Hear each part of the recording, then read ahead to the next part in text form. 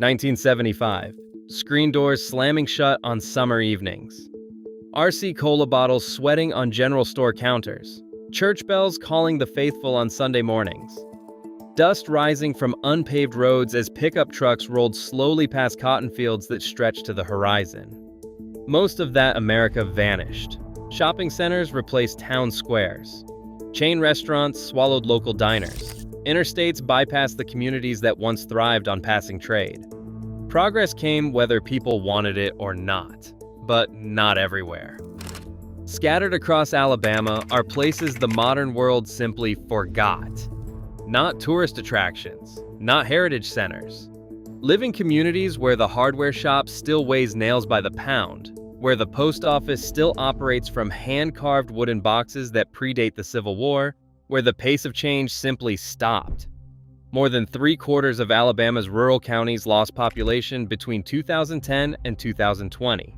Half of every high school graduating class leaves within 5 years and never returns. The infrastructure built for thousands now serves dozens. What you find in these forgotten corners may surprise you. Now, before we begin, if you find this helpful, tap that subscribe button. You will not want to miss what is coming next. We begin our countdown in Limestone County with a town that is older than the state of Alabama itself.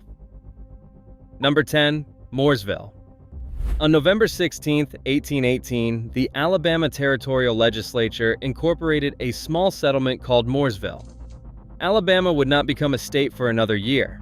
The entire town now sits on the National Register of Historic Places, and walking its streets today feels like stepping through a door into the early 19th century. The population as of the 2010 census stands at 53, down from 59 in 2000. 53 people maintain an entire town frozen in the 1820s.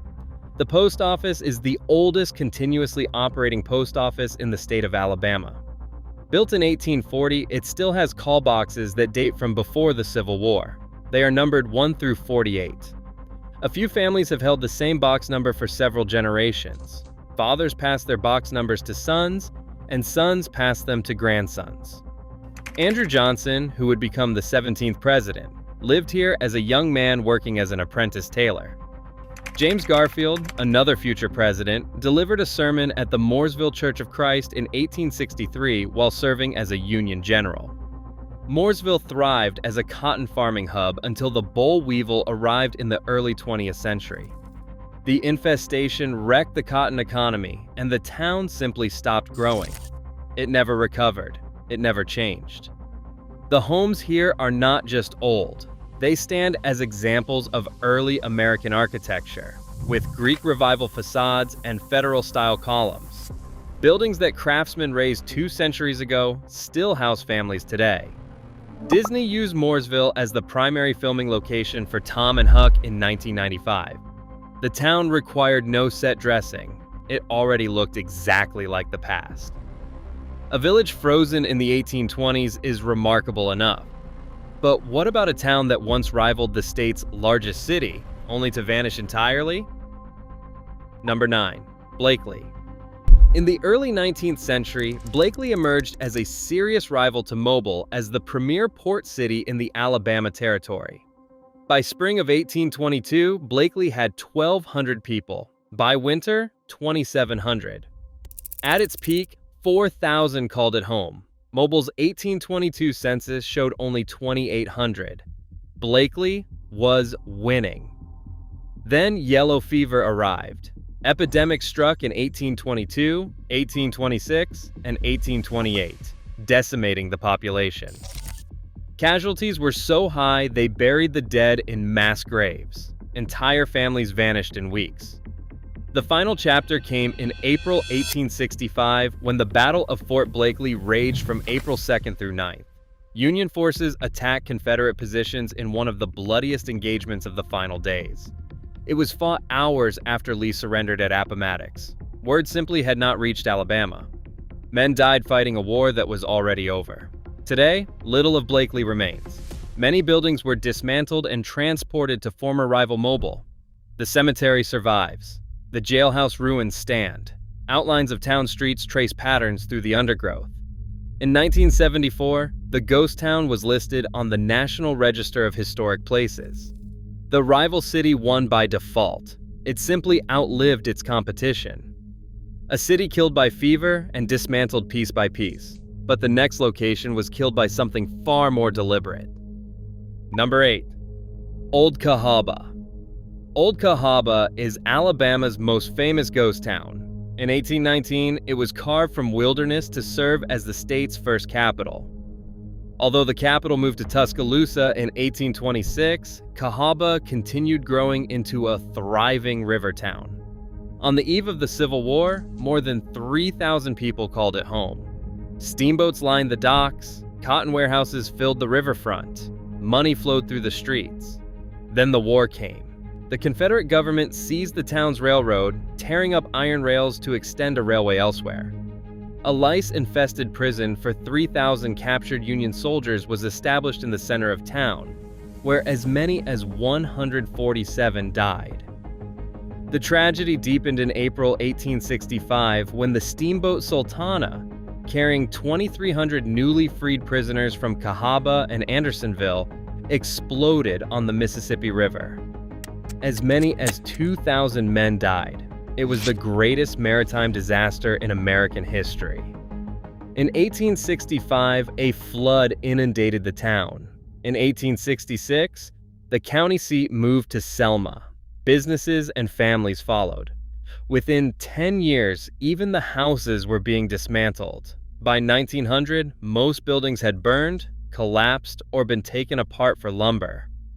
Remarkably, the town was not officially unincorporated until 1989. The ghost stories began almost immediately. A widely known tale speaks of a ghostly orb floating through what was once a garden maze. Layers of tragedy leave their mark on a place. Cahaba has marks enough for a dozen towns. A capital that became a prison that became a ghost town. But what happens when a town simply refuses to join the modern world? At 1,708 feet, Mentone holds the distinction of being the highest city in Alabama. The town sits atop Lookout Mountain, its altitude keeping it cool while lowlands sweltered in summer heat. Dr. Frank Caldwell built the Mentone Springs Hotel in 1883 and 1884. The mineral springs were believed to have healing powers, and wealthy visitors from across the South came to take the waters.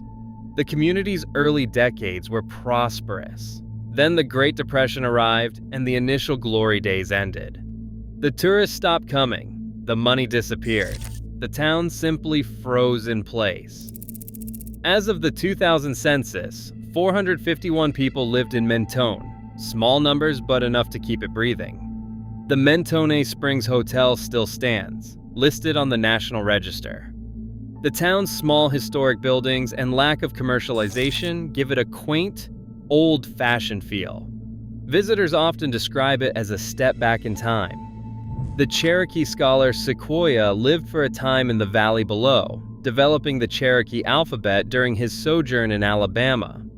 His remarkable accomplishment gave the Cherokee the distinction of being the only Native American tribe to develop a written language. The mountain that froze Mentone in time once sheltered one of history's great minds, a mountain village that the Depression froze in place. But the next town was frozen by something far more tragic. Number 6. Selma. Selma sits on the Alabama River in the Black Belt region. The city has a population of 17,971 as of the 2020 census, about 80% African American. The numbers tell a story of steady decline, down a third from its high in the 1960s, and 13% lower than in 2010. The city once had nearly 30,000 residents. Selma's contemporary downturn started in 1977 when the Defense Department announced it would close Craig Air Force Base, which had provided $35 million in payroll. Within a year, the base's 2,800 personnel had withered to 106. The economic engine simply switched off. Selma is now one of Alabama's poorest cities, with average income 30% below the state average and 1 in 3 residents below the poverty line. Yet Selma has Alabama's largest historic district, over 1,250 important buildings. Antebellum mansions, Victorian storefronts, churches where history was made. The infrastructure built for 30,000 now serves fewer than 18,000. The buildings remain. The people who filled them are gone. A city of 1,250 historic buildings with one-third of its population in poverty. But the next location tells a story of isolation rather than decline. Number 5. Magnolia Springs. The town traces back to an 1800 Spanish land grant, officially founded in 1891. Today, it remains a quiet retreat, its canopy of live oaks draped in Spanish moss, the meandering Magnolia River sliding past historic homes. Magnolia Springs claims bragging rights as the only river route in the United States with year-round mail delivery by boat, a tradition continuing since 1916. St. Paul's Episcopal Church, with its late Gothic Revival architecture, is recorded in the National Register. The Moore Brothers General Store, built around 1925, still anchors the community. The Community Hall, built in 1896, still hosts gatherings. Spanish moss hangs from branches that shaded these streets a century ago. The river flows as it always has. The mailboat makes its rounds. Some places are preserved by choice. Magnolia Springs chose isolation, and isolation preserved everything. Mail delivered by boat to houses shaded by Spanish moss. But the next town was preserved by forces far less romantic. Number 4. Eufaula. First settled in 1816 and incorporated in 1843, Eufaula was an important shipping center before the Civil War. It is now home to the second largest historic district in the state, over 700 structures covering 1825 to 1949 on the National Register. Greek Revival mansions, Gothic Revival churches, late Victorian homes, bungalows and craftsman cottages. Captain Seth Lord developed the downtown area along Broad Street. In his honor, the 4 main north-south avenues were named Livingston, Orange, Randolph, and Eufaula, the first letters spelling L-O-R-E. The streets themselves tell a story. When Union troops approached during the Civil War, fortunate timing and diplomacy spared Eufaula's treasures from the torches that destroyed so many southern towns. The history would not have survived without the Eufaula Heritage Association, formed in 1965. Yet Eufaula sits in Barber County, one of the 9 poorest counties in Alabama. 700 structures stand preserved while the county remains among the state's most economically distressed. 700 structures spelling out L-O-R-E.